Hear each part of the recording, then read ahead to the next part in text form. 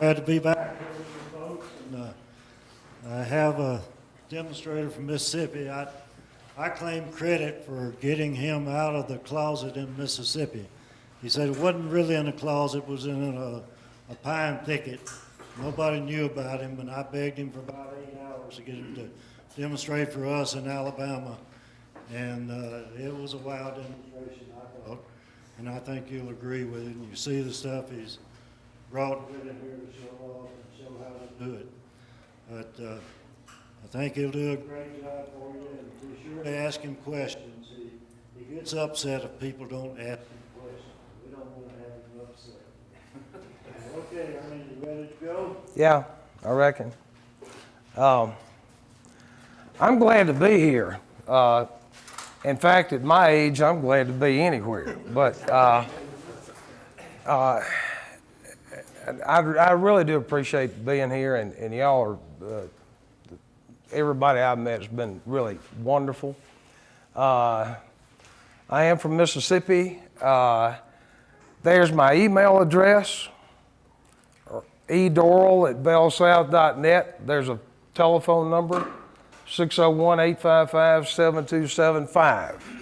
When I leave here, if you have any kind of question at all, if I can help you out, you send me an email or give me a phone call.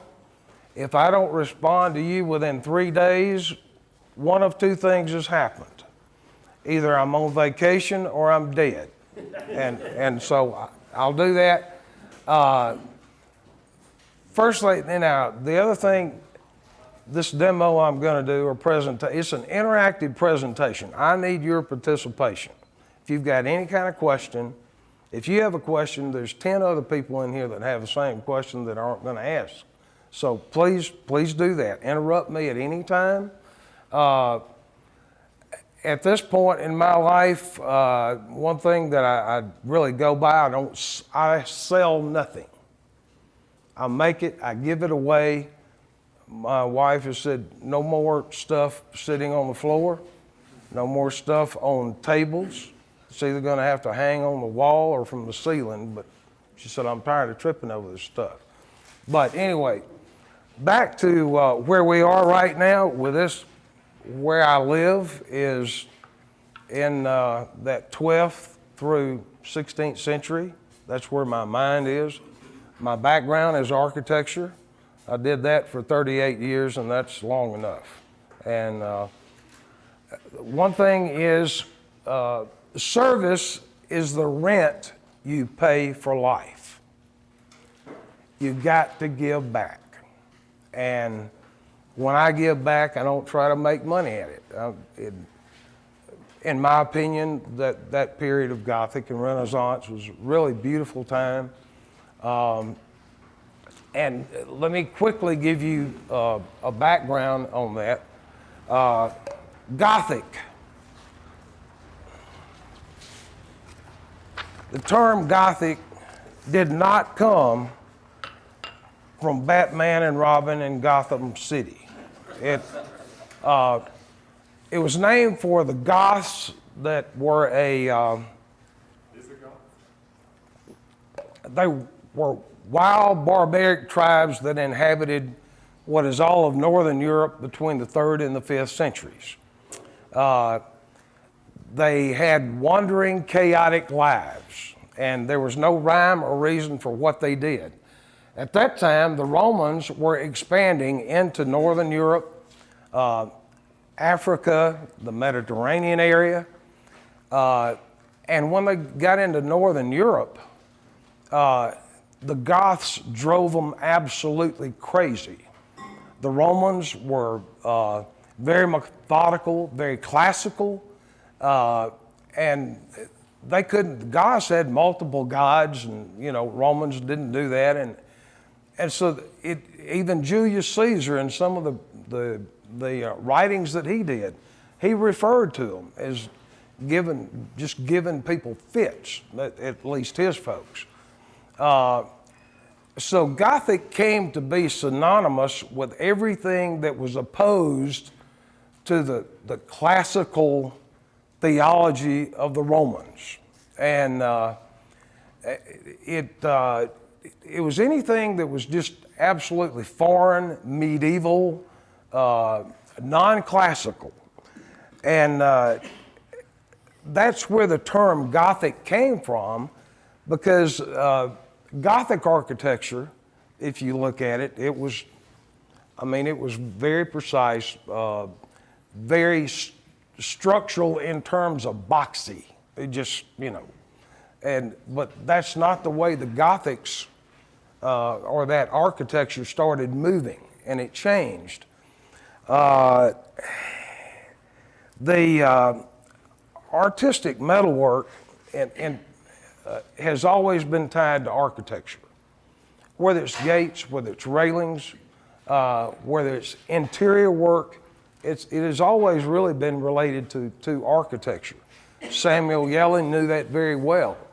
And so the Gothic period dominated Europe from around the 12th century up through the 15th or 16th century. It became prominent at first in what we call France. But those countries weren't divided in countries like they are now. They were just regions. And you can see the first great examples of Gothic architecture in Notre Dame, Chartres, Saint Denis cathedrals, and that political area of France. Then it migrated out into Germany, Belgium, England, Austria, throughout all of Northern Europe. It held on longer in Germany than any other northern country. And the Germans really did a lot of perfection in the Gothic work.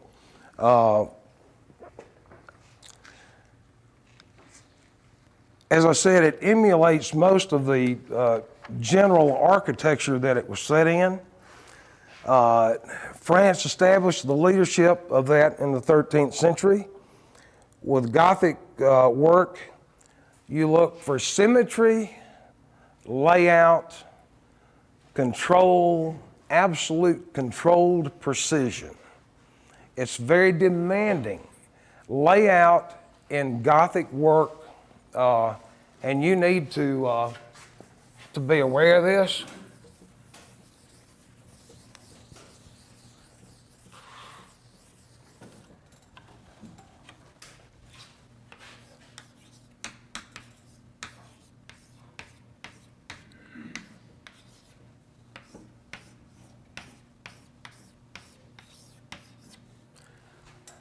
In Gothic work, layout is king. It is absolutely king. If you don't start with precision on layout, everything is screwed up from then on. You started off talking about how the Goths were chaotic and random and all this. Yeah. When did that become layout as king, very precision?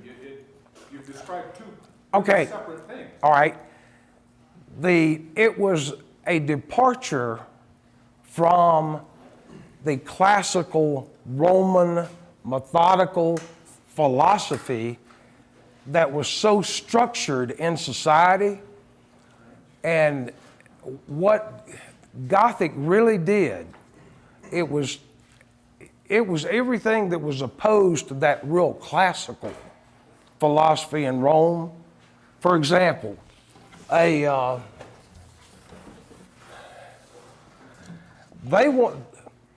that Gothic period, their philosophy was to bring heaven to earth.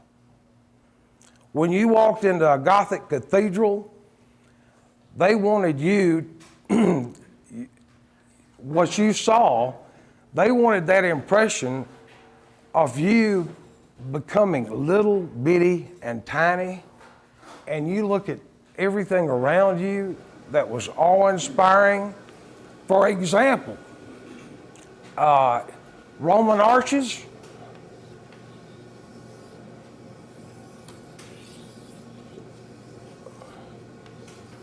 they looked a lot like this.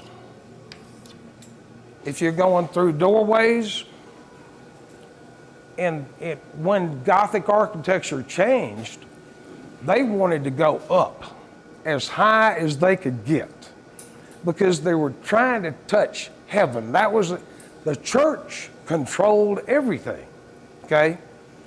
So, number one, that architectural structure could not, most of the Roman architecture, it was very boxy, but you did not have the weight of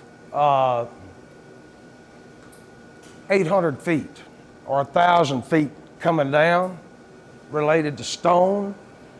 If you did that here, the weight there would absolutely crush this arch. Couldn't do it. Gothic changed.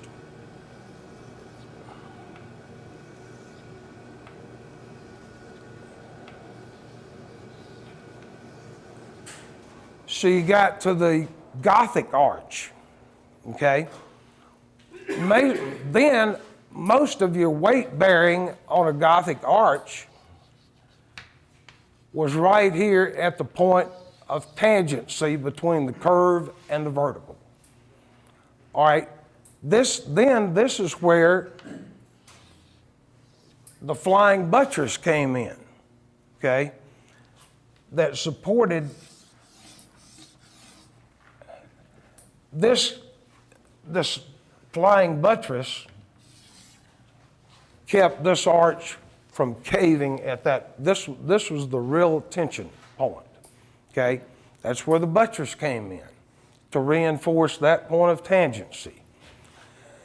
The other thing that you will see, if you step back and really, really look at it, you had a lot of structure.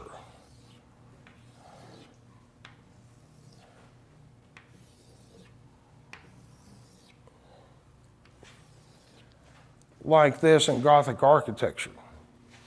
All right. If you begin to look at it, medieval forest,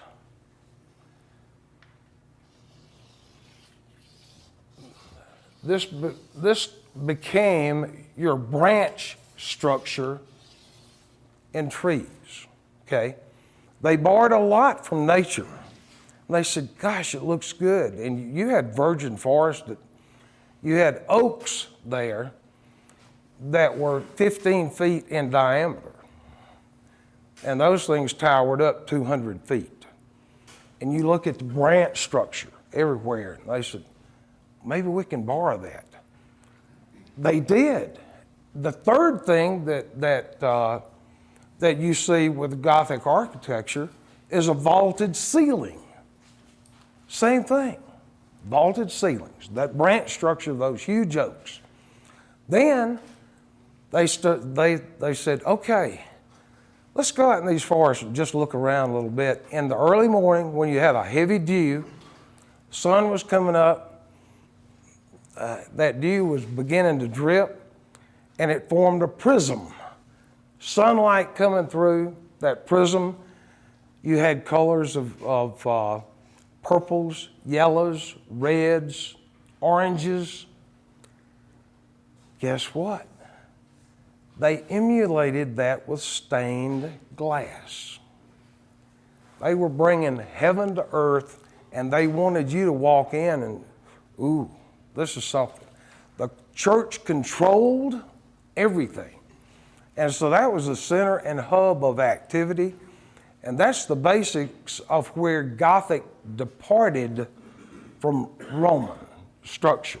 And then, you begin to have a little bit of a metamorphosis in there. So Gothic was not classical at all, but it was very inspiring. I had an opportunity, my wife and I, to go to England and the only place we'd been over there. But the only thing I wanted to see was the cathedrals. That's what I was really interested in. And it was amazing at the feeling you got when you walked into one of those things. and the church controlled everything. If you did not do what the bishop wanted you to do there, he'd excommunicate you just like this. Well, you were in tough shape if that happened. And they were taskmasters. The bishops were.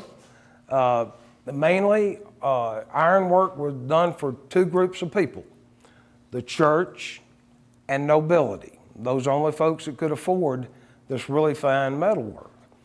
But the bishops were tough, and we found out since then on the vaulted ceilings, those craftsmen hated the bishops.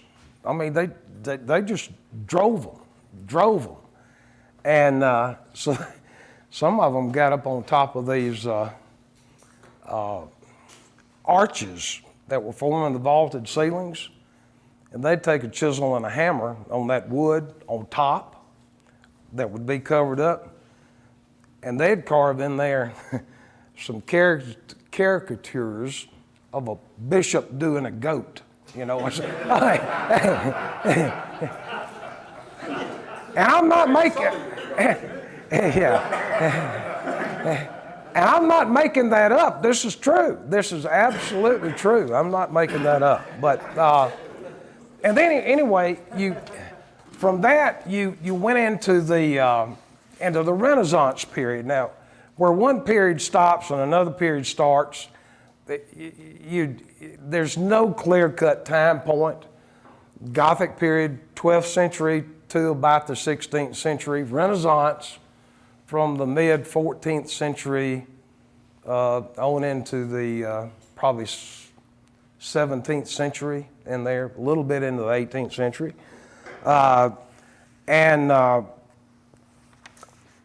Italy was the home or the rebirth of the Renaissance. And it went from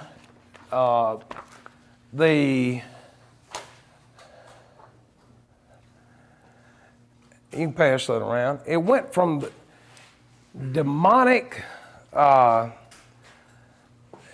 are two different examples. Demonic creatures from hell that they had on the Gothic cathedrals, and those were supposed to scare away all the evil spirits. Well, they scared a lot of people, it didn't matter. But those are two different examples. One, the first one with little horns on it, is a little gargoyle that's supposed to be a mean-looking sucker and bad, and you don't mess with them, to getting a little more whimsical. In the Renaissance, it got more whimsical. It got lighter and more airy. And two places in Italy where that Renaissance really flourished. One was Milan, Italy, that was then known for armor. They started with all the armor, that's where that grew out of. Then you had Florence, where a lot of the floral elements came out. And they found out that rather than reproduce nature exactly as it was better to modify that a little bit and interpret nature just to give a suggestion. So those examples we're passing around. The first one you see is from the Gothic period and little demons, to the second one that you'll see out of that 1-inch square is a little more whimsical. It's kind of fun. Then also in the Renaissance area, you still had some the formation of floral elements, but the little bud that came out from inside that wasn't a flower. They changed it to something a little more funky. You could call it a snapdragon, maybe, or but. Gargoyles were a product of Gothic. What now? Gargoyles? Oh yeah. They were supposed to be demons from hell to scare away the negative influences of life where you forgot all the bad stuff, when you went into a cathedral, those guys were supposed to ward off evil spirits. That's where they were. So I don't need to really go into any more of that right now. That's kind of a background and a very abbreviated background on what we're discussing here. You probably. Ernie, do you have some references that you use, books? I've got a lot of references. Now, one thing I've got. This is my presentation to y'all today and Saturday morning, along with this. Where's Scott? Scott has these files on his computer. I sent them to him. And if you want, this has got a bibliography in it. It's not bull. And this also has it on traditional tools and tool shapes and all that. So We're going to put that information on the website. yeah. You have any questions so far? If you're going to do old work, the work that I've seen that is 300 years old has got this kind of finish on it. Have y'all noticed this? This is a piece of, I think that's 18 gauge, just like it comes out of the factory. It's got mill scale on it, and it's slick and it's shiny. And if you're going to do this kind of work, you don't want that kind of texture. Over a period of 300 years of oxidation, heating, cooling, metal absorbs water, right?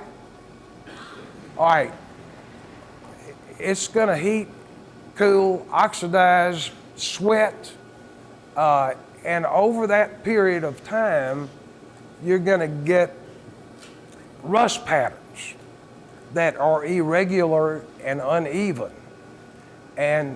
But that 300 or 400 years that it went through, if I'm going to do old work that looks old, then I have to have the same finish. Well, I can reduce 400 years of that oxidation cycle over and over and over in 10 minutes. You can do it in a coal, the only way you can do it is in a coal fire. You can't use gas, it doesn't work. Ernie, how about Coke?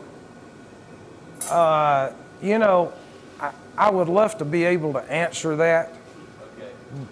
but I think you form coke, right here on the outside. So I think coke or coal, what it does is the structure of the forge.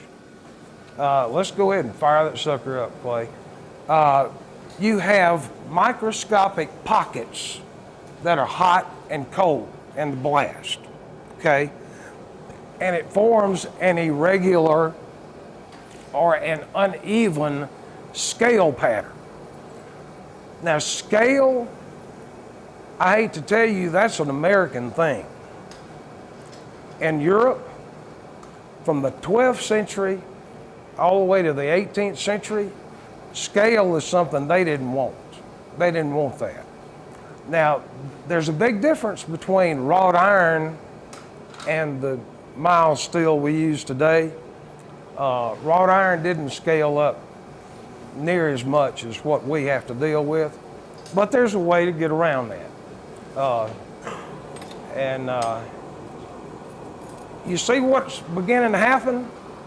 I'm getting scale. That's what all right, I'm sorry. You see that? I want to get that scale pattern all over this piece. Got it? So that looked like that was coal roll steel. It's cold roll. No, I'm sorry, that's hot roll. That was hot roll, and Yeah. I didn't see the. Yeah, it's hot roll. It's you get mill scale. It's that little shiny part of oxidation you get out of anything, whether it's half-inch square or 1-inch square or 14 gauge, 18 gauge, 10 gauge, doesn't matter. Scale that before you put your pattern on? Do what now? You scale that before you put your pattern? Oh yeah, yeah. I'm going to move that around and try to.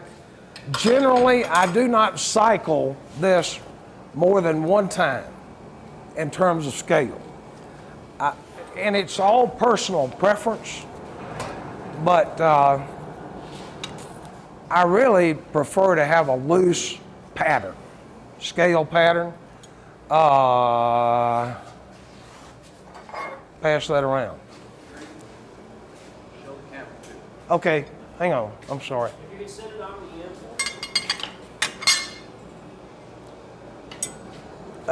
That's a very loose scale pattern, and when I say cycle one time, you just move this around and fire one time, and that's it. Got it? All right, that's probably, reckon I got it, Clay? All right. I want you to understand Clay Spencer is my conscience. Clay Spencer, and he's the one that told Y'all wear your hip boots today? He's the one that told me over in Georgia, he said, a lot less talk and a little more action. I said, isn't that a song? All right, that's the finished product right there. Now you got to get it off, okay? And you can do this with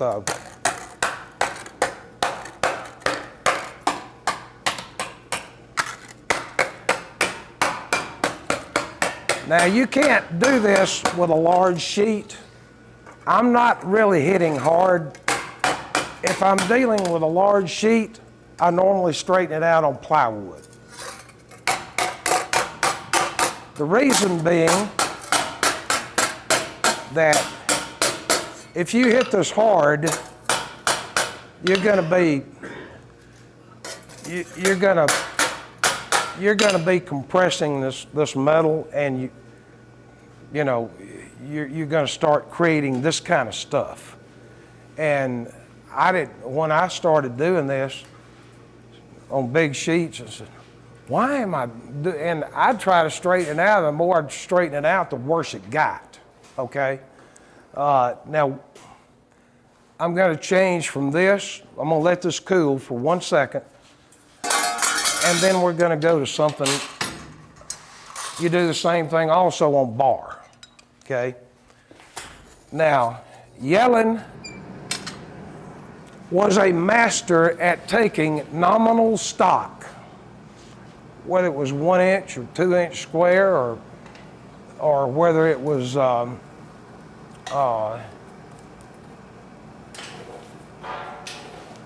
any other dimension, and he changed it.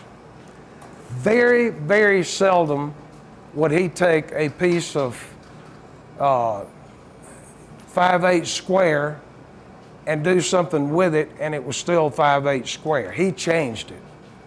And that was to, you start looking at it and say, I'm not familiar with this dimension. Where did this come from? And he was a master at doing that. But also the people who came from Europe who worked with Yellen were used to doing that. And remember, they worked exclusively in wrought iron. We don't have that privilege, and almost every piece of wrought iron I have ever used was, it would split, it would crack. People say, oh, this is triple refined or quadruple refined, and it's great stuff. Well, it wasn't. And the only time I've ever found a wonderful piece of wrought iron, a guy gave it to me, was off of a bridge. Now, I hope he didn't structure, well, I think they were tearing the bridge down, but it was built in the 20s. And one of the supporting members on that bridge had a big eye welded on it, forge welded, you could see it. Long strap, 1 inch by 2 inch. Flat bar, it ran 20 feet, and he got it. It's the most wonderful stuff I've ever worked with in my entire life. It was fantastic, but you can't, it's hard to find good stuff like that. And so that's a piece I hide. I don't want folks getting a hold of it, but it's really, really nice to work with. Ernie, did you mention on this piece of sheet here, which side you put to the fire, which side you work? It doesn't matter, except the one that you start with up, you don't flip it over. The pattern underneath is going to be a really, really fine pattern. The one on top is going to be loose. If you want to cycle it again and get a tighter pattern, you still keep the top side up. You don't. You work the top side. That's all I ever work, is the top side. And by the way, let's turn it down a little bit, Clay. I am not OSHA approved to be here in front of y'all. If I was OSHA approved, I'd have a pair of steel-toed boots, no laces. I would have a Kevlar pair of pants on, a Kevlar shirt. I'd have this cotton underneath. Then I would have a Kevlar coat on top of that. Both hands, I would have Kevlar gloves. Then I would have a helmet with a face shield. So if you know of anybody that the federal government running around here, you know, just brush them off. This is what I wear at home. All right.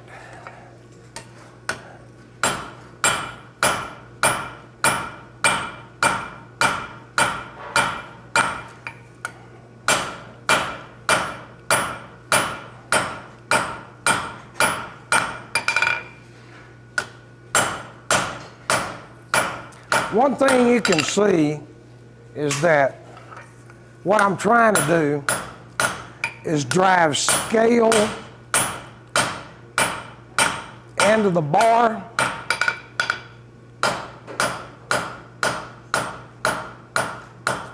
I'll show you what it looks like once it cools off,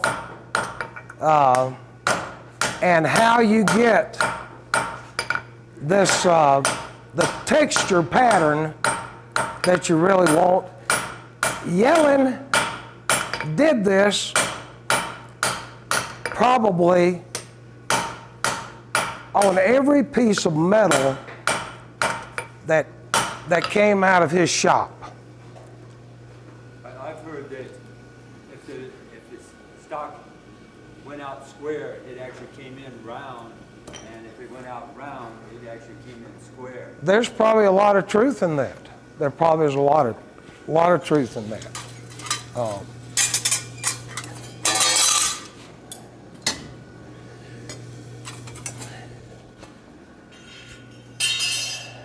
right, now, once this cools off, can you see, I don't know if you can pick up this pattern or not. Can y'all see some of the pattern? Can you zoom in a tad closer? Getting a lot of reflection. Tip it up a little bit. Y'all see this pattern that's beginning to form? Y'all see that? All right.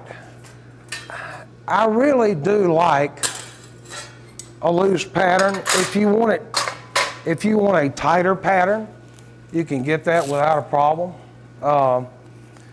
And don't do what I do. I'm not, I would not say that I am really proficient, not near as proficient with a hammer as Peter Ross or Tom Watney or some of those guys. So, and Clay got on to me, he said, quit doing it. But sometimes to be a little more accurate, I'll put a thumb right here, which you're not supposed to do. So but I'd rather be accurate than I had be sloppy, you know. All right. Ernie? Yes, sir. That base plate that you sent around, is that what you consider a tight pattern? No, that's a loose pattern. That one that y'all just circulated in here, Yeah. that's a loose pattern. It's a marble. It looks like marble. It's really pretty. The more you cycle it, the tighter that pattern gets, and it loses a lot of the visual interest as you get a tighter and tighter pattern.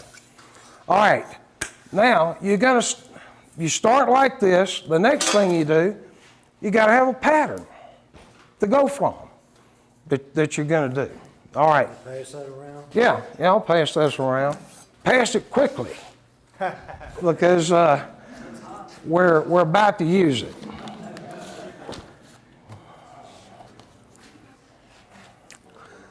Those of you, there's several of you in here who are grandparents.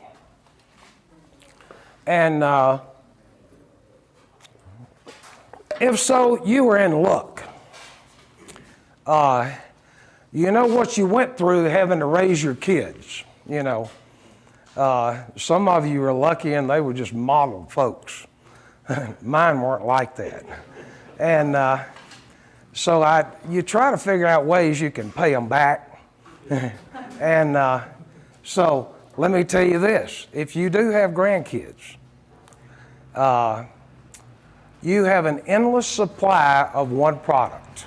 When you go visit, when you go to visit your grandkids, there's something that every one of them have. I don't care how old they are, even up through high school, they've got it in their room. It's called Elmer's Rubber Cement.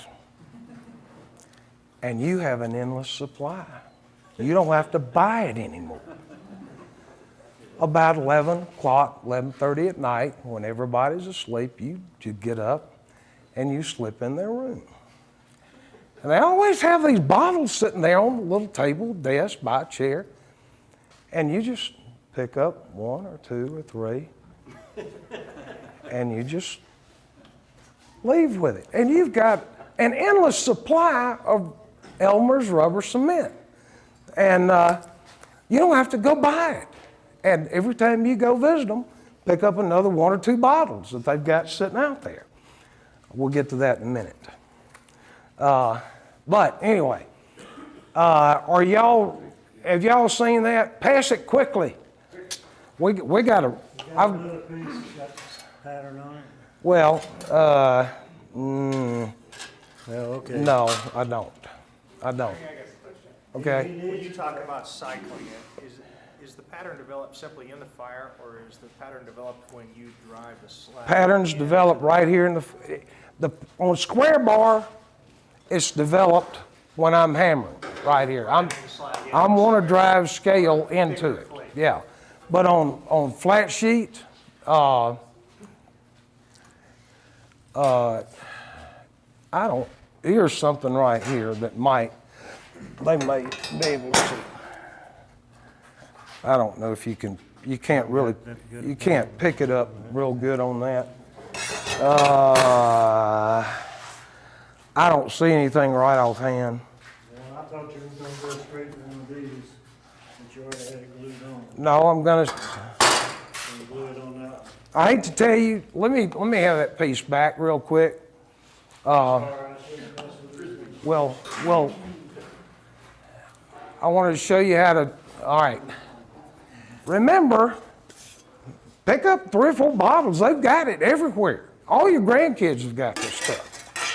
And first thing you do, I like this a whole lot better than any of the old spray stuff. This comes off a lot easier, and I don't really have to worry about it too much. But Elmer's Rubber Cement. Now that's, you just slap it on.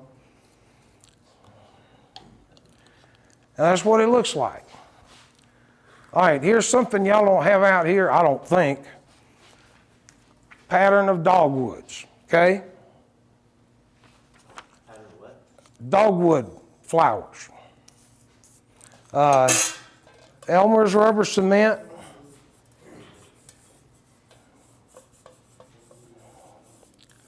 Okay, there's your pattern.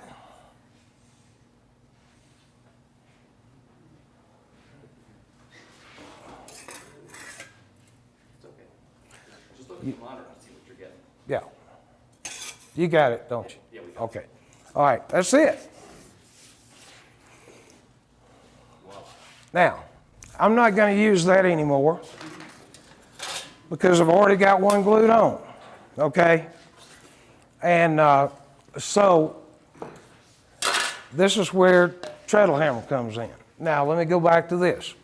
This guy right here, somebody said, well, you're trying to use, do old work with new equipment. Well, let me change your thinking. The first one of these, now they've metamorphosed in style, but the original hammer, when all this work that I do, you're going to have a third hand. Back in the 12th century, 13th, 14th century, they had little guys who were apprentices. They started at 8 to 10 years old. And their main job as the smith he has to hold the tool and he has to hold the material. But then you got to have somebody to strike.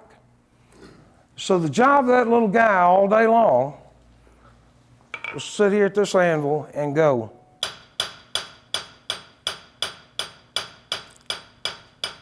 That's what he did all day long. All day long. Well, when they increased their wages to 2 pence per hour, which equates to probably 1/10 of 1% of a penny now, the Smiths said, we can't afford that. We can't afford that. So the treadle hammer, the first ones were named Olivers. The name came from Oliver Cromwell in the 16th century in England. So the concept of this machine's been around for 500 years. That's reasonably old, and I'd say it's reasonably traditional. Some water-powered hammers go back, I think, around the year probably 200 AD, some water-powered hammers. So mechanical hammers have been around for a long time, or the concept of those. Now they've changed throughout time, but the concept is the same. Next thing you do is you take a chisel and you're just going to outline this just like you had a pencil, okay? And I'm not going to do all this because I've shortcut a lot of this process. But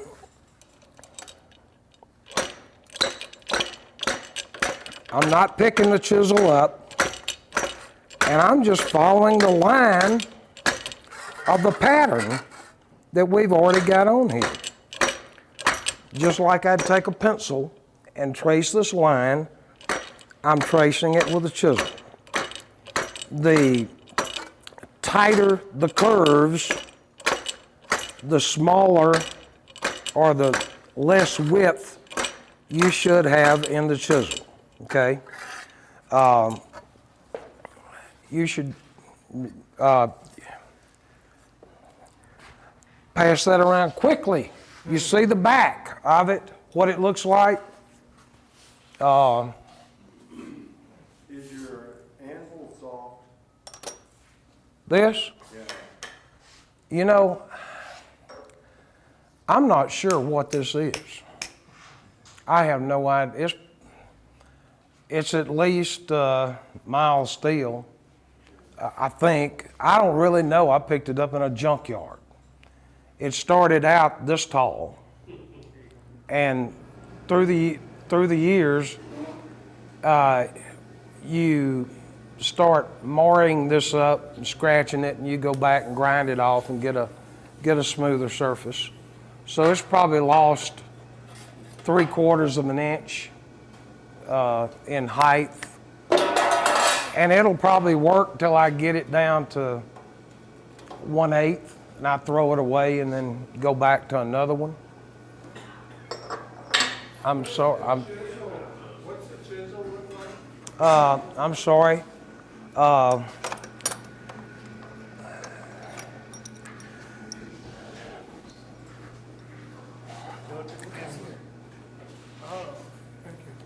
You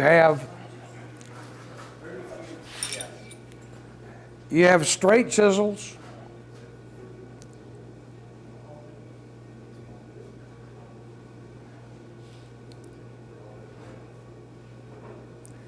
And all the ends of every tool that I have are highly polished. Are they mild steel? No, these are all cutting tools that I use are made out of S7. S7 is a high impact steel.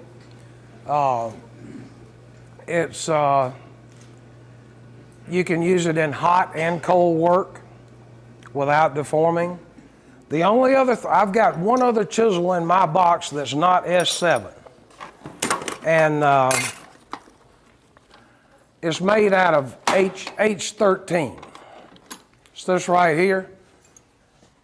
And I don't care what anybody tells you, this is the hardest mess I've ever seen in my life, and I believe it was made out of discarded nuclear waste. There's nothing that can be that. This is the most amazing stuff I've ever seen, but it's high. It's not cheap. S7 is relatively cheap. It comes annealed, and we'll get into tools in just a minute. Where's that piece we just passed around? Have y'all kind of had a chance to look at this? Can I ask a question about that? Yeah, real quick. You actually did these radiuses here with a straight chisel. No. Good question. It's done with a curved chisel. All right, so it's kind of like, oh, actually, it's not to fit the exact radius. It's just a curved chisel you work around that with. It's not like leather work where you'd have a stamp that exact pattern. Well, I probably got 7 or 8 curved chisels of different diameters. And so you just pick out which one is going to more closely match what you're doing. Can you see the back of this at all? You see where the chisel work comes through on the back from this side, okay? Now, we need to light that torch.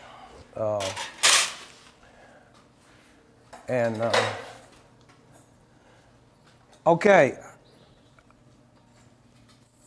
I have already got now the pattern transferred, all right?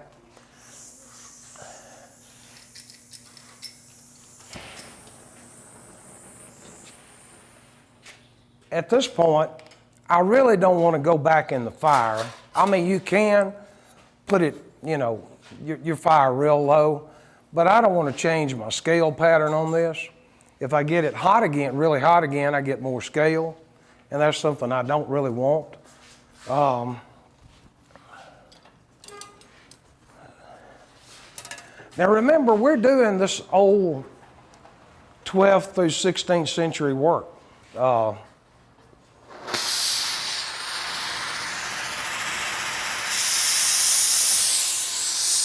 And all I'm doing is working from the backside,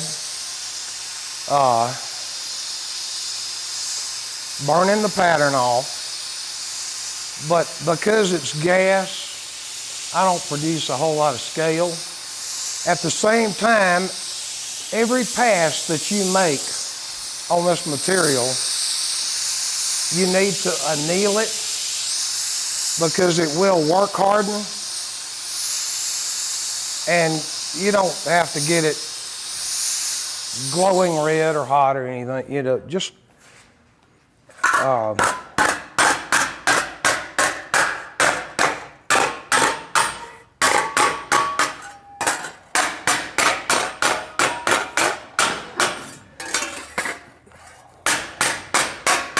do y'all have any questions about how this pattern was developed now? How it's moved to steel?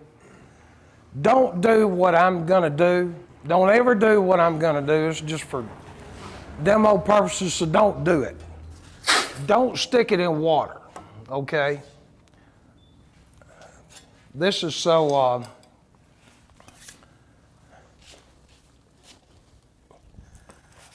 this is so you can pass this around and take a look at what we just did. Now, this is the process that you see with everything on these tables that's flat, that has pierced work in it.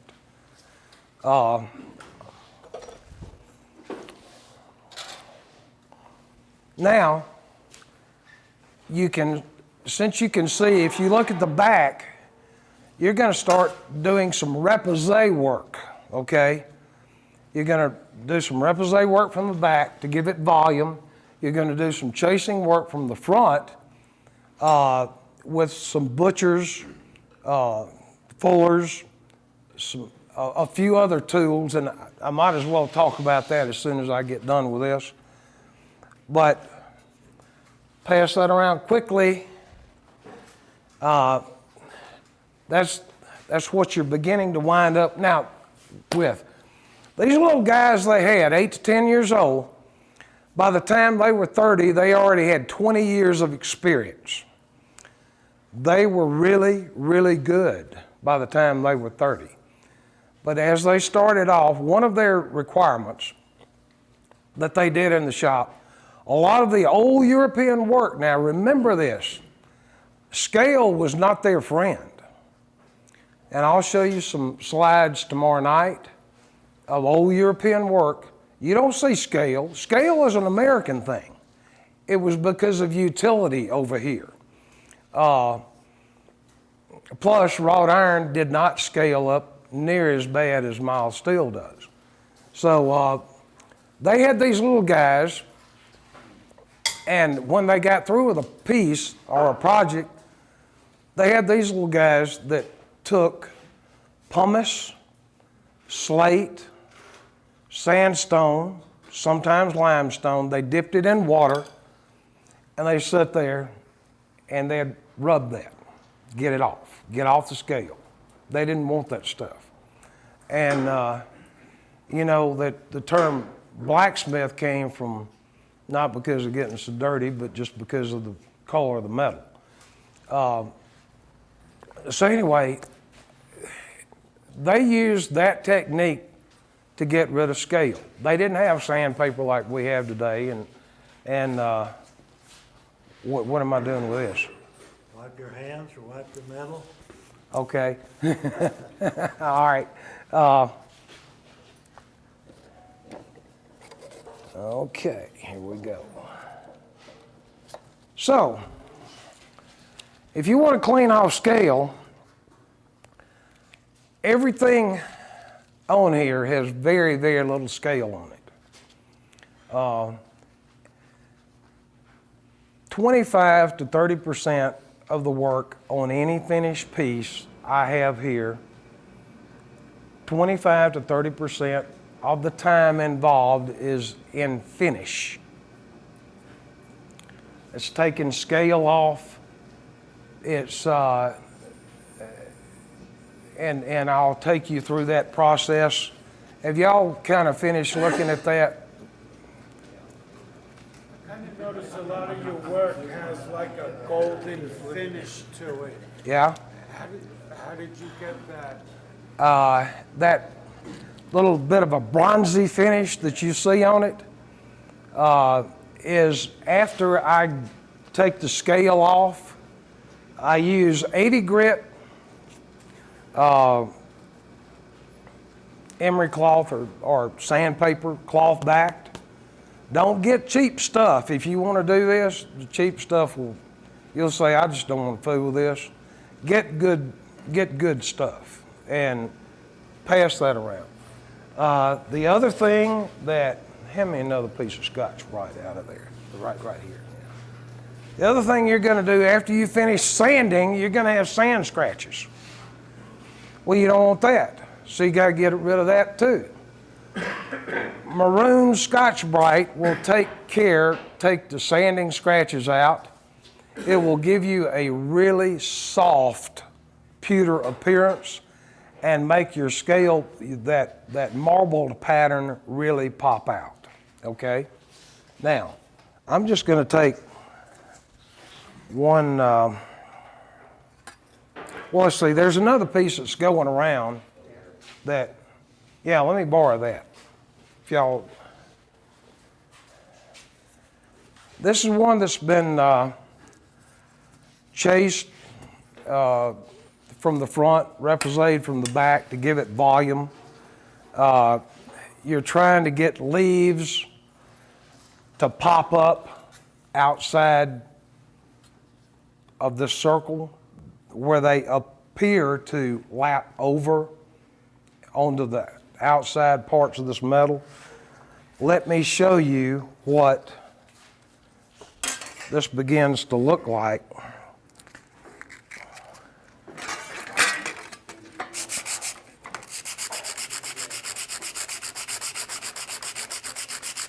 I'm just going to do one part of this surface to give you an idea of how the scale pattern really begins to look.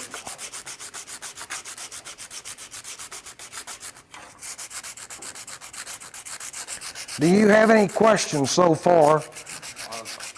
Question on the bar stock, you were hammering the scale into it. That's right. And sometimes it's pretty tenacious. How do you get it off? Just like this. Elbow grease. Yes, at times it is hard. But if you want this to look right, you have to just work hard to get it.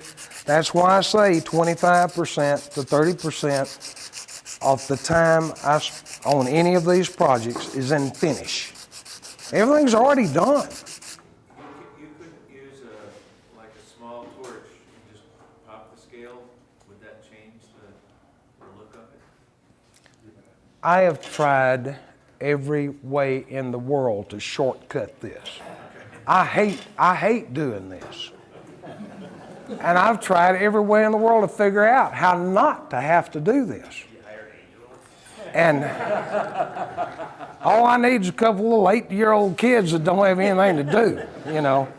So you tried acids and stuff like that? Huh? You tried acids and... There's no way to shortcut. I've tried everything. I've tried wire wheels. I've tried. I'll be right. Your hand is what the camera sees. I'm very sorry, Clay. Okay. You Saving this for posterity. Yeah, you see what we're beginning to get right here? Stand on that side. Yeah, I'll pass this around. I don't like to stand with my back towards y'all, but either I'm going to have it to y'all or to the camera. Got it?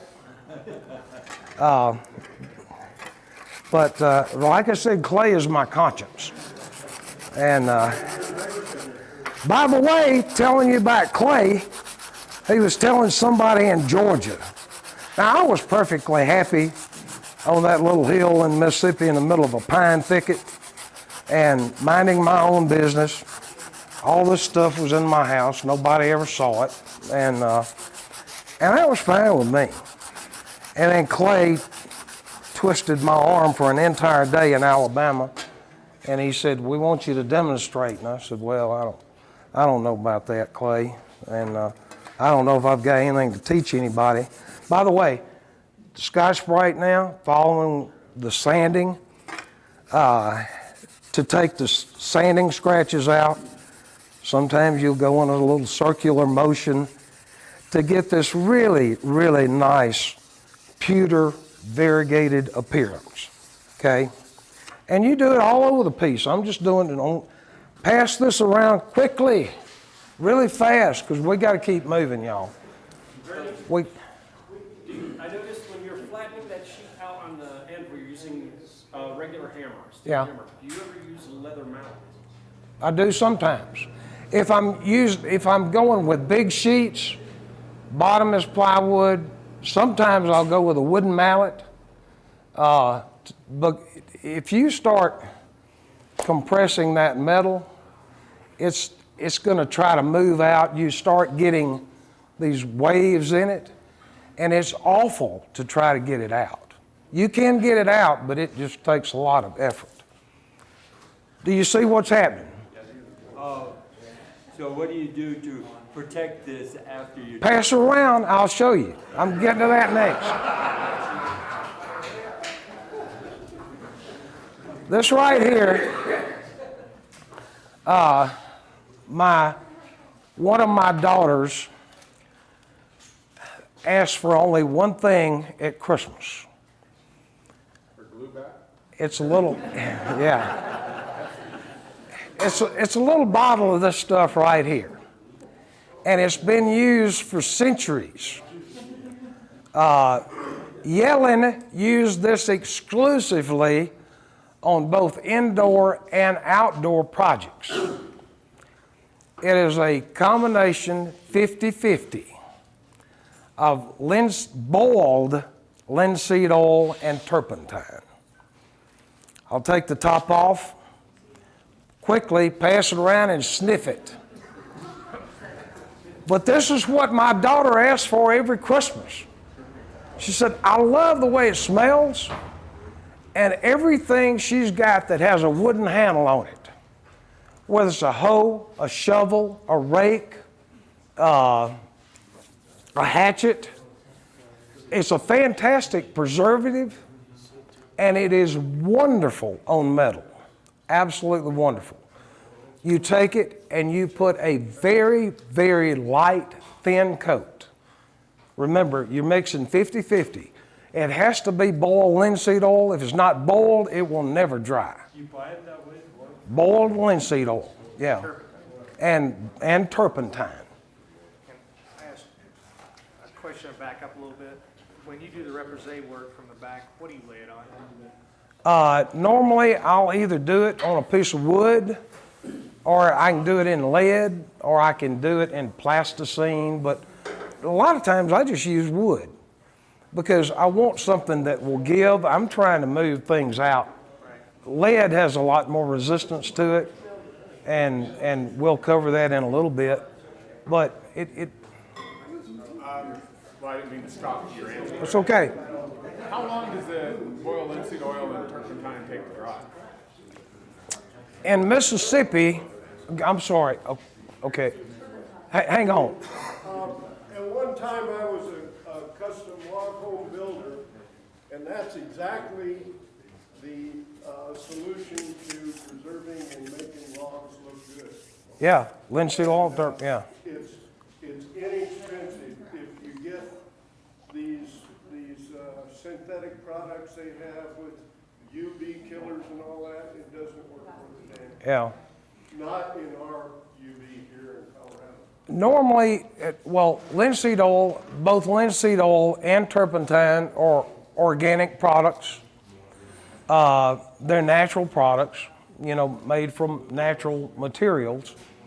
Yellen would take it if it were outside, and he did outside gates for Harvard and a lot of other universities. He had contracts. Every year, he'd send a crew out. They'd take 15 gallons of this stuff, and they'd just slop it on until it dripped. Wouldn't wipe it off, nothing. He had maintenance contracts. He made a ton of money with maintenance contracts, but it was primarily boiled linseed oil and turpentine.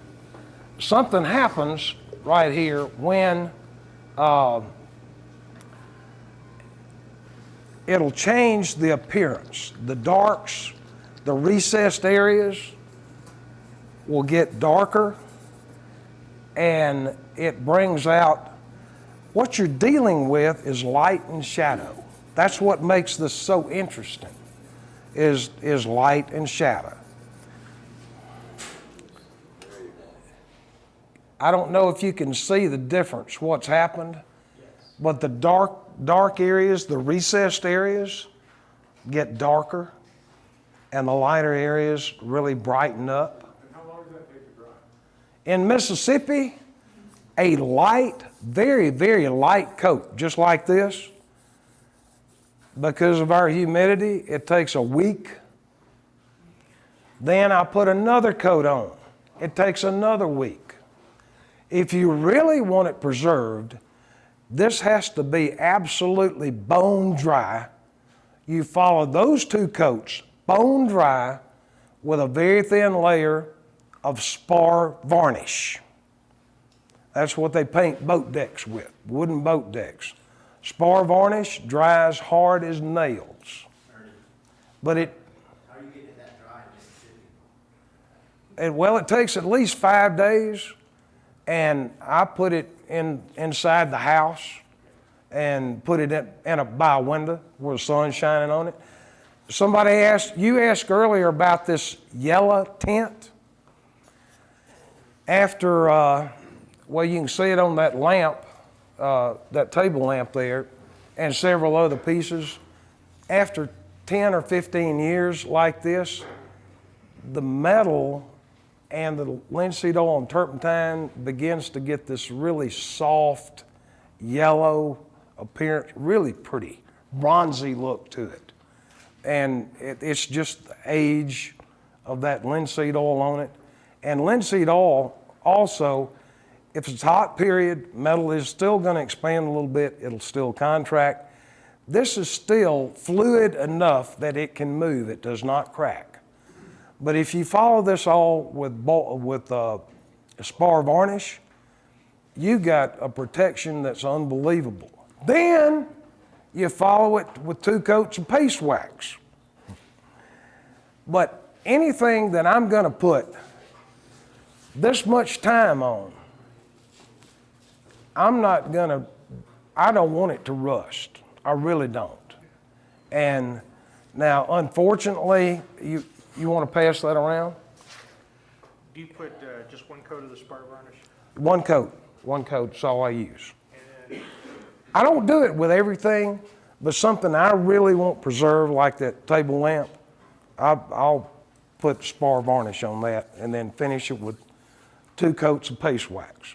And what kind of longevity does that give you? What kind of maintenance does that require? You take care of very fine metal work the same way that you would take care of fine furniture. You wax it at least once or twice a year, inside, out, and out. Everything's coated. And so you treat this the same way you would fine furniture. Now, Have you ever, like, put that in an oven to speed it No. up or anything? you can't, I don't, but I guess you could. Have you ever put Japan dryer in it? I have used that before, but I don't particularly like it. When you buy boiled linseed oil, You can buy, linseed oil with Japan dryer. you can get a combination, yeah, Boiled linseed is with Japan dryer. Commercial, they get yeah, straight linseed oil. Yeah. Commercially, they put Japan dryer. Yeah. So you've already got. well, yeah, you probably don't need to add it at all. Literally boil the stuff. with Yeah. heat. It's Here's the finished product, pass it around. That piece that's being passed around now will go in your auction. At least you'll know what dogwood flowers look like out here. All right.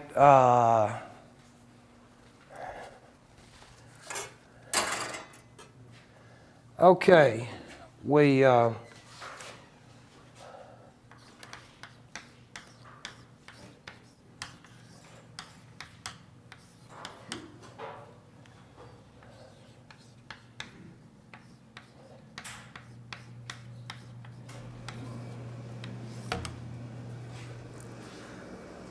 What was considered the filigree of kings?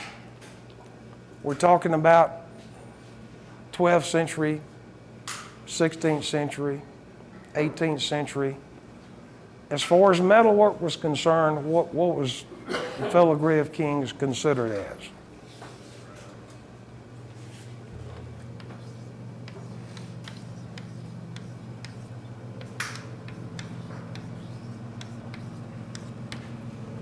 Scroll work.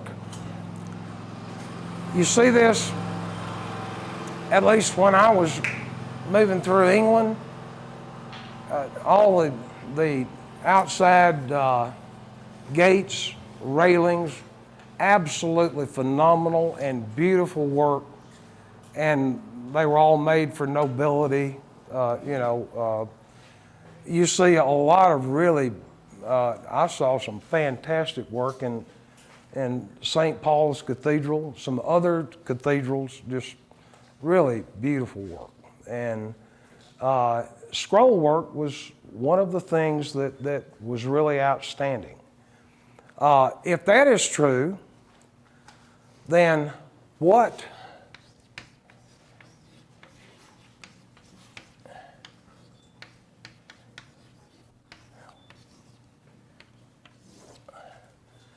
if the filigree of kings was scroll work, what would you consider the crown jewels?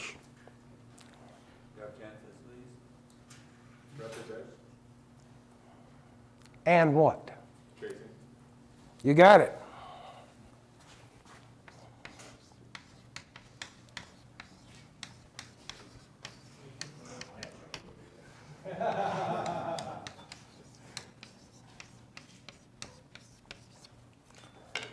Repoussé and chasing would be considered the crown jewels.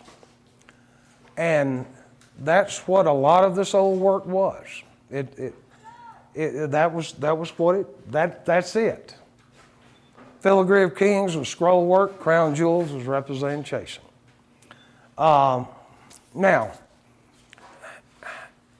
I didn't do that much up here a while ago. I showed you an example of the process. I'm just trying to show you all processes that result in this, okay? And we've got a whole lot to cover, and Clay is getting real fidgety over here. One of the things that you have, there's a tool. If you're going to do this kind of work, this is one necessary tool you have to have in your shop. You don't have an option. You don't have an option. Please take one of these, pass it around, hold it between your thumb and forefinger until you get more instruction from me. Take one of those, pass it around, hold it. If you're right-handed, hold it between your thumb and your forefinger. You cannot do this kind of work without this tool. This is more important than the anvil. It's the most important tool. No, don't do that. You have to.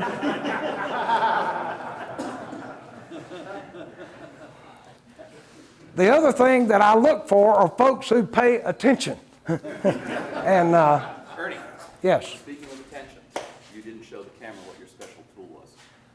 No, I haven't yet, but I will. All right. I will. In fact, let me have one of those so I can show this to the camera. Keep going. Hurry, quickly. Quickly.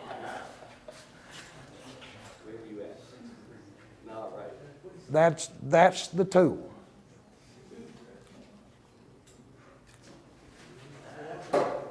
Have you got one? Everybody got one? You got one? Do y'all have one? Do not. All right, hurry up. We need some over here.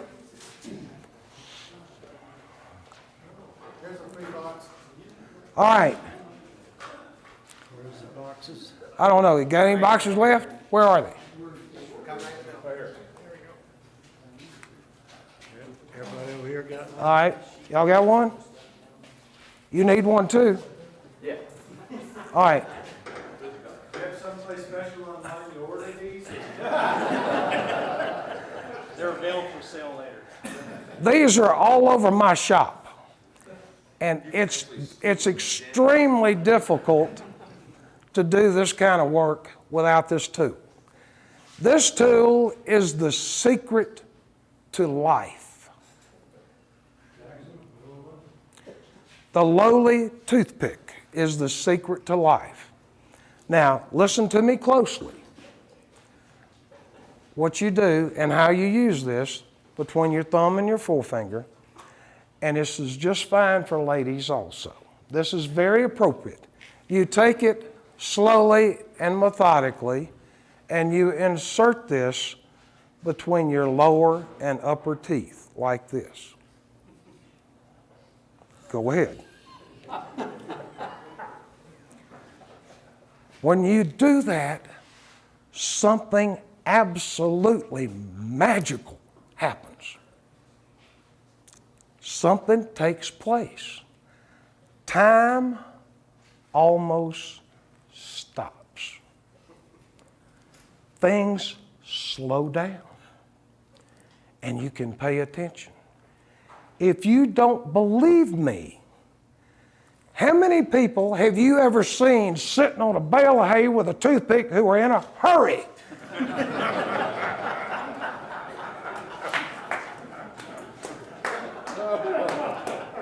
Do you agree with that? This is magical, and it helps. You can't do this without this. You can't do it. Okay. All right, where am I going now? All right, I got to heat something.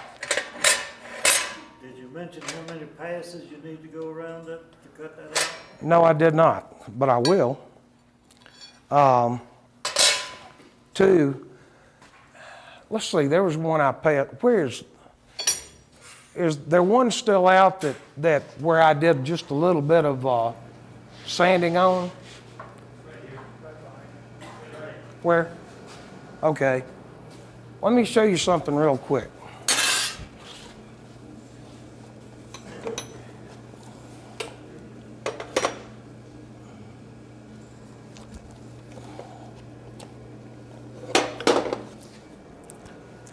Remember, you're going to mar this up a little bit. You don't want to screw it up real bad. So this block under a treadle hammer is 1 inch square. Got a screw in it that just holds it steady. All right. And you're going to be cutting through now. You're going to be doing piercing work, but you don't want to do it on that round plate. So I use a 1 inch square bar, and I've used this tool on everything that I've done over here. If I get this totally, I'm sorry, if I get this totally screwed up right here, you loosen that screw, take the bar out, flip it over 90 degrees, put it back in, you've got a clean surface. Somebody said, well, don't you need to be cutting on aluminum or copper or something really soft? Look, I'm going through steel. Doesn't matter. Doesn't matter. S7 holds up tremendously. It doesn't matter what I'm cutting, what the backing is. I like steel because it's much more resistant. There's one of your sides is kind of cut away there. This gap, in the tool. Right here. Oh yeah. One side of this tool has got a big gap in it. If I'm trying to pierce through, sometimes instead of cutting on that solid surface, I'll move it over to this little gap where I can go through. All right. This thing rotates quite a bit. Every tool I have that goes in here also goes in the anvil, so I can, it doesn't matter what tool you're using. Anything that I use that goes in the anvil also fits in the hardy hole here. I'll show you real quick.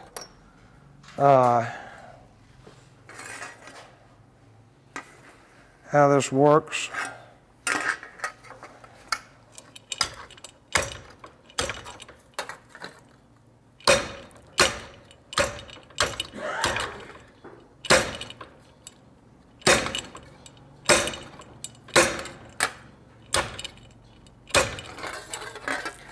Then one other thing you'll have to do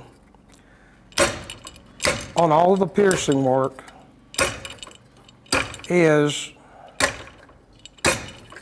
and normally my treadle hammer at home is bolted to the floor where it doesn't move.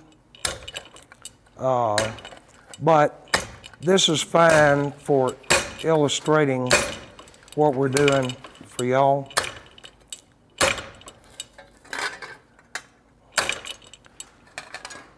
Okay, you've got a pierced piece. That's the drop that came out. Now one thing, sorry, there's a piece that came out, fit right here. We pierced that out. Got it? All right, one thing you'll notice, you get a little bit of rag on this that you don't want. Normally, to go through all of this, this has already got 3 passes on it.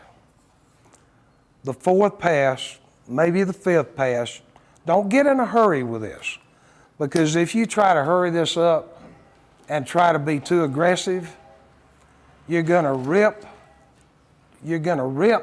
tear, and distort. So I'd a whole lot rather make 5 passes than 2. And all you're doing is just tracing lines. That's it. That's all you do. Use the same chisels or cutout as you do for the outline? Yeah, and that may be wider or more narrow depending on how tight I am in here. But you can pass this around. One thing you do to get rid of rag,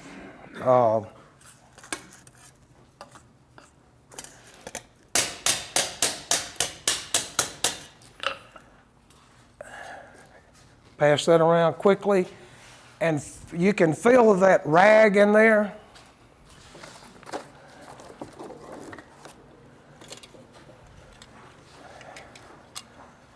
Are y'all familiar with needle files? Just take needle files and get rid of the rag. What's the cut on those? How coarse of the cut are on those? Some are 0 cut, some are probably number 3 cut. Some are real fine, some are a tad coarse. These are all of the ones I get are made by Gothic. You pay a lot more for them, but Nicholson files or some of the others, you have bend to this. If you did that with a Nicholson file, it'd go ping and it'd pop right here. What brand are those? Gothic, G-R-O-B-E-T maybe, I'm not sure. These are Swiss needle files. If you get some, I primarily use half round, but you can use round. There's triangular, warding files, and you have a variety or a variation. And I don't know, are y'all interested in looking at these? Y'all, okay. Just spell that name. I think it's G-R-O-B-E-T, but Gothic. I think that's, Not available at Harbor Freight, right? no, you don't get them from Harbor Freight. But we're ready for this. Ernie, do you use any of that ultra low carbon sheet metal? I have used the lids out of 55-gallon drums. That's really pretty soft stuff. But it's hard for me to get enough to do what I want to do with it. By the way, I don't know, I've got to cover this at some time, but as far as chasing and repoussé goes, a lot of people just use the term repoussé, but repoussé is work that's done from the back. Chasing is all the work that you do from the front. This is the first piece I tried in 1995 without any instructions. I had never seen anyone do anything, didn't know how to do it, except I'd done a little bit of leather work and I knew what leather tools did. So with no instructions, not knowing what I was doing,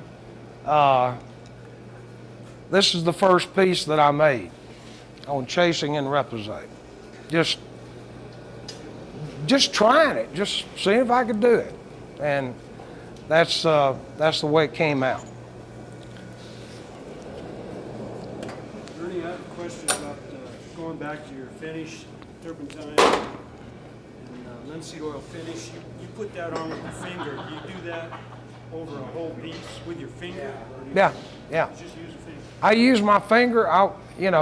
If I use a cloth, a lot of times I get too much, and then I have to go back and wipe it off. And I like the feel of what I've done, and sometimes I can't see something that might be a little bit of an irregularity, but I can feel it. So if I need to take it out, what does it look like? Just a note. That's good. Just turn it off. With that mixture, one in a can with a tight lid because they'll spontaneously combust. Caleb had a situation where a guy was working and threw him in a drywall bucket. They came back the next day and that bucket was all puddle on the floor. The whole shop was black and he was lucky that it was a concrete floor. What mixture was that? Linseed, just the linseed oil and rag. Oh, yeah. Anytime you use linseed oil.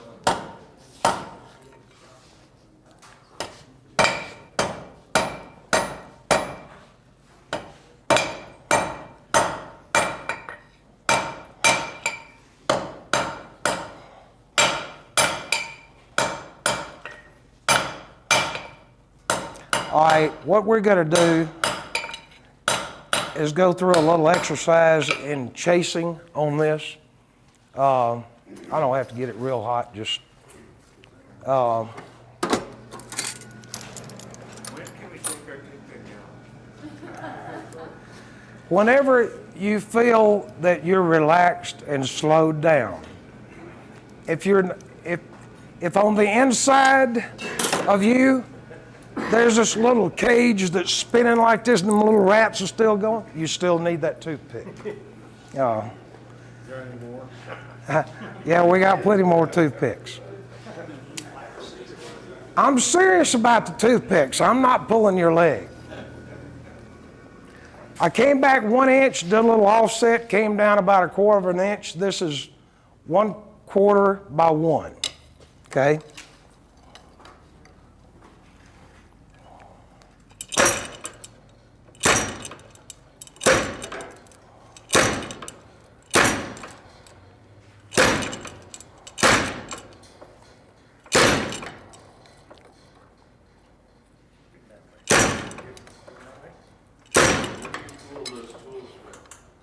I'm sorry, what? You cool your tools, Uh, and how? Not unless I leave them in the hot work for a minute or more, then I'll wind up trying to cool a little bit. But normally I don't have to do that. But you cool it in. Can you show us that, what you've just done, so we can see it on the camera? What I just did? Okay. Yeah.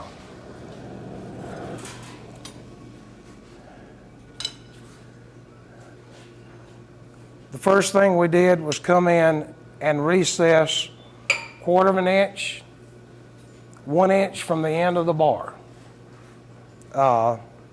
Started here on the anvil, got a notch. Where are you?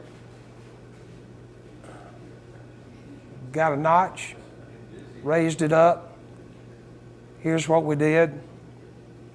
Now I'm working a line out on the treadle hammer. Okay.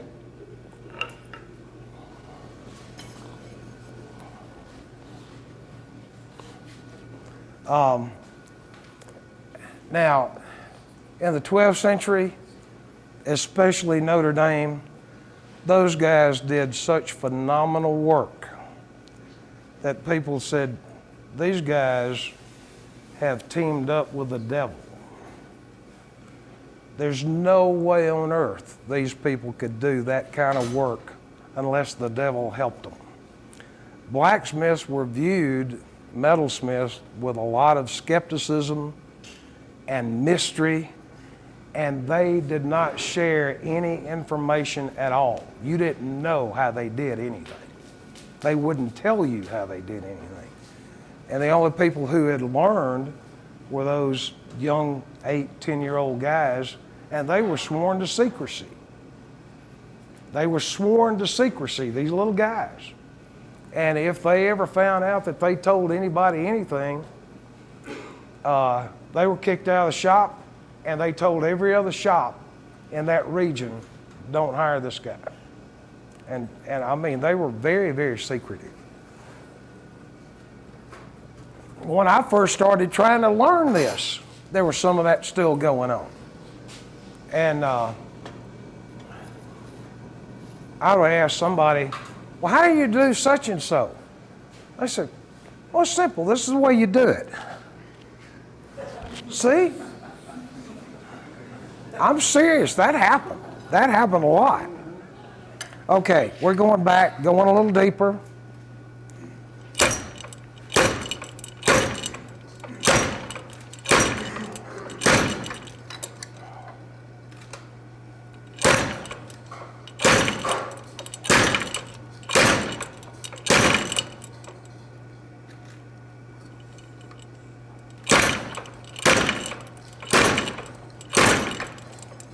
You could probably do this without a treadle hammer, but I want to make my life a lot easier. And the next thing I'll do is take this piece of H13 made out of industrial nuclear waste, and we'll go ahead and separate that. I can get a really clean cut because these tools have some bevels. This has very little bevel on it. It seems odd to me though. The what? Everyone always thought that if you did this kind of work, it was from the devil. If you were making beautiful stuff, could that have not been from God? Well, there was such mystery surrounding them. Where are those little guys we passed out? The little animal heads earlier? Are they somewhere over here? All right. Remember, this little guy right here was a demon from hell. And they put him all over the cathedrals to supposedly scare away evil spirits. So if this guy was from hell and he was stuck on a cathedral that symbolized God, you know, I mean, that's kind of an oxymoron in itself. From hell, would the evil spirits not have been like his neighbors, his buddies, his family? Yeah, right. You know, Didn't get along well with his family. All right.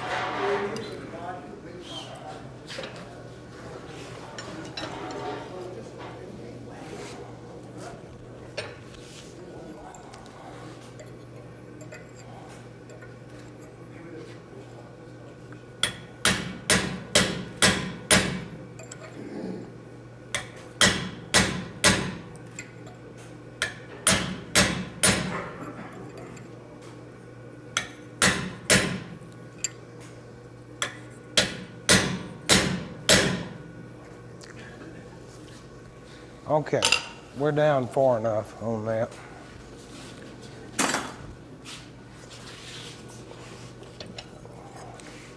You get it, Carl? You need it?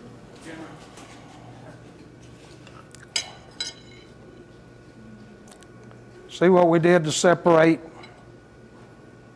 that, okay? How far did you go through from each side?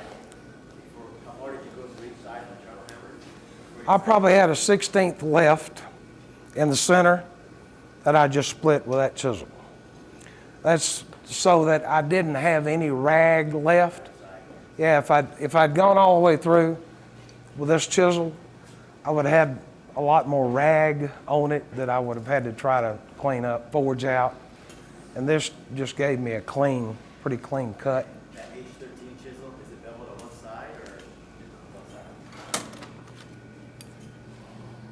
sides? Still a little warm on the end. You want the little piece hot or the? All of it. On your H13, did you harden that or did you just let it air cool? Now, once you heat up H13, that's it. It Well, it is an air cool seal, but Yeah. I've heard of people that quenched in oil or something and got away with it. you can take H13. Now, there's something strange about H13. What is it that Steve does to heat? At around 1,300 degrees, it becomes soft enough to file. And you can quench it in water at some point, and it becomes soft again. H13. I don't remember that temperature. That's around 1,300 degrees. Look up on the internet some of the temperature curves for the hardness versus temperature.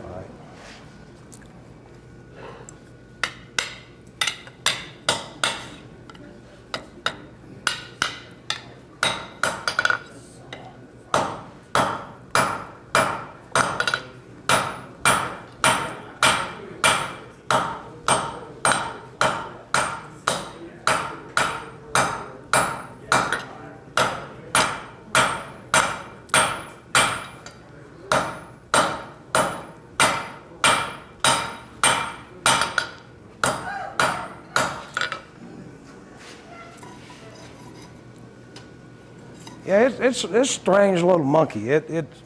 H13. I hardly ever use H13 for anything except for that chisel. And rest of it is S7.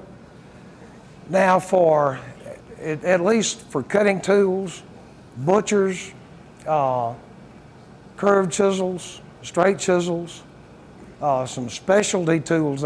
Teardrop tools, I'll use H13. But then when I get into flatters or ball tools, fullers, you can use W1, if you want to do that, because you're not really cutting anything. You're just moving metal with that. You're just moving things around.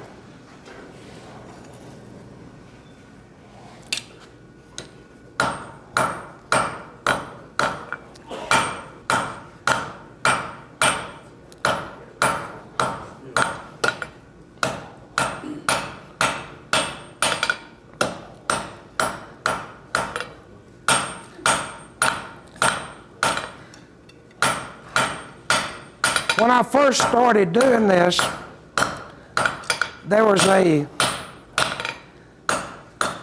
large contingent of people that tried to tell me how to do things the proper way.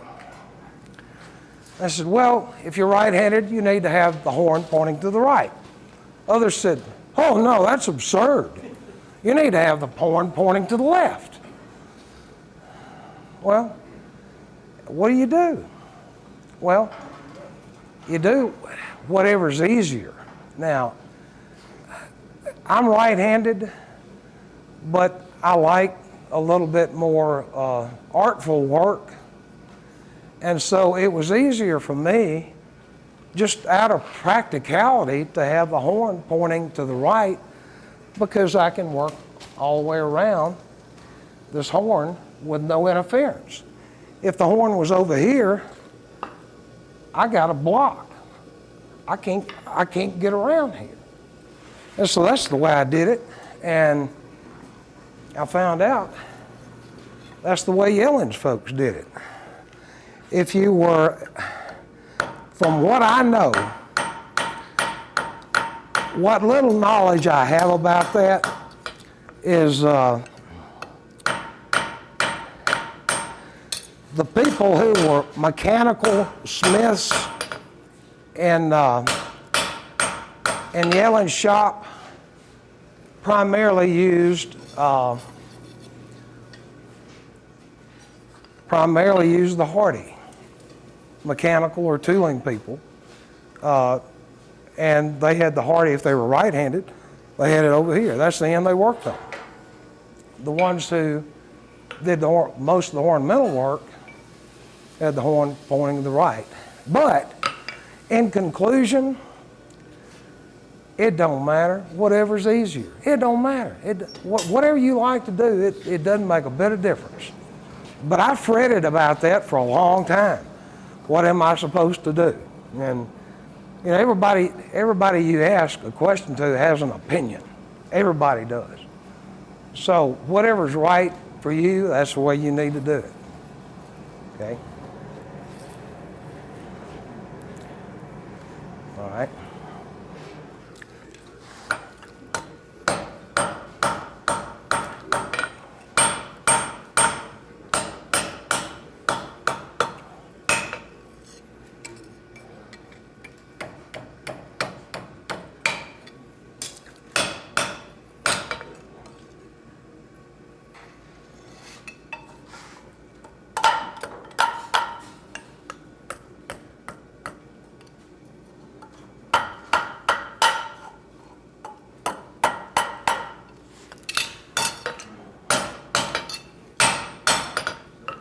All right, that's generally a preform that we've got right here. Mainly, I'm going to show you chasing. And it's the, now let me do this. The blacksmiths were masters of illusion. They used illusion to probably as high as you could possibly take it. All right.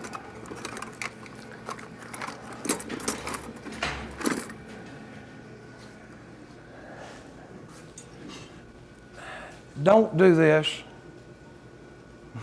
but my pencil will melt if I stick it on there now. So don't cool it off. Just don't do that.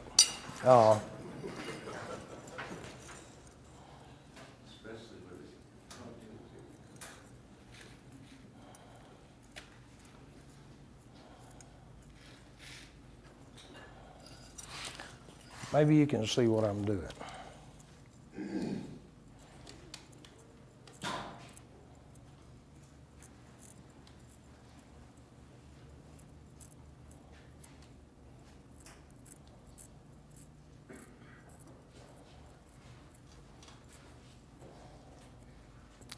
You don't have to be any kind of an artist to do any of this, okay?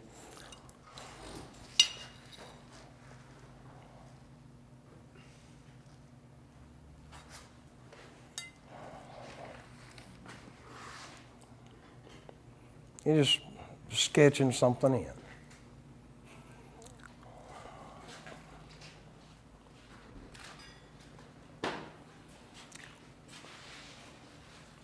Okay. All right. Okay. You've been getting good shots of your hand. All right. One advantage of cooling it off is that I really don't have to use a pair of vice grips to hold it. When I first started doing this, they didn't make these kind of vice grips,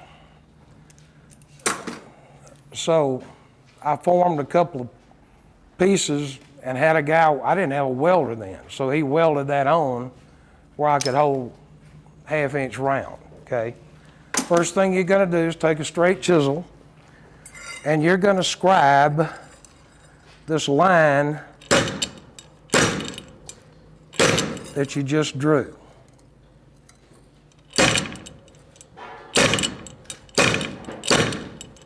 Now, if this hammer didn't rock so much, we could probably move a tad faster, but I'm trying to be reasonably accurate. Notice I'm not picking up this chisel. I'm just rocking, okay?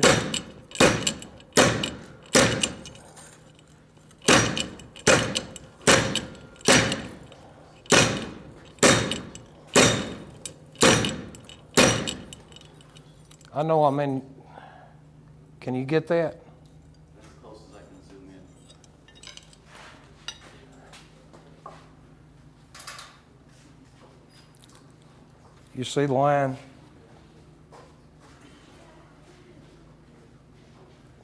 Got it? All right. The rest of this is going to be done hot, and so I'm going to have to use a tool for that, but we've got this scribed in, and while we're waiting for that to heat up, let's just turn it down for 1 second. When I was in college and I had a professor, my major was architecture, and I don't know which, I was here in 1971 in Colorado, south of here. I spent 1 year here, and it was in a place called Fort Carson. And in between basic training and Fort Carson, I was on a helicopter unit, and going to school, I don't know which was worse in terms of sleep deprivation. But in college, you stayed up all night, and back then, you know, you'd think, well, maybe I just need to drink some wine or whiskey or something. Well, you know, we use that as an excuse to try to help us out a little bit. But anyway, Before you discovered toothpicks. that was before I discovered toothpicks. And but we stayed sleepy the whole time. And we had one professor who loved to show slides. He loved to do that. And he was going to expose us to everything he could. So we'd get in class, and you know, we probably got maybe 5 hours sleep a night, 4 hours sleep a night. So he'd get in there, and the first thing he'd do, we had an all-male class, I think 18 of us in there. First thing he'd do is cut off the lights. Man, we all laid back in those chairs, and he knew it. And so we laid back in those chairs, and all of us, I mean, except for 2 guys who were real nerds in there. And he knew this was going to happen, so about every 12 to 18 slides, there would be a slide that popped up of a totally, absolutely naked, beautiful lady. And the rest of us were asleep, and the 2 nerds started, hey, and by the time we opened our eyes, the slide was gone. And so we said, well, he's not going to show any more. I mean, that's it. He's not going to do any more of this. So another 15 slides, we'd all back to sleep. And doggone it, if he didn't do it again, and we missed it. So sometimes it really does help to pay attention. And so I really do appreciate you guys taking notes. That means you are paying attention. Any other notes?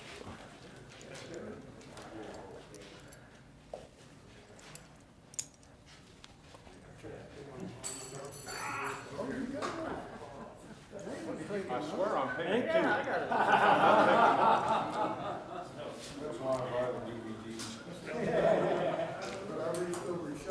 Okay, that's gone. So the slide, just consider these slides of naked ladies, okay? All right. Ernie, Yes. take a break and change discs? I'm sorry? Can we take a break now? All right. We're going to take, I've been instructed, we're going to take a 4-minute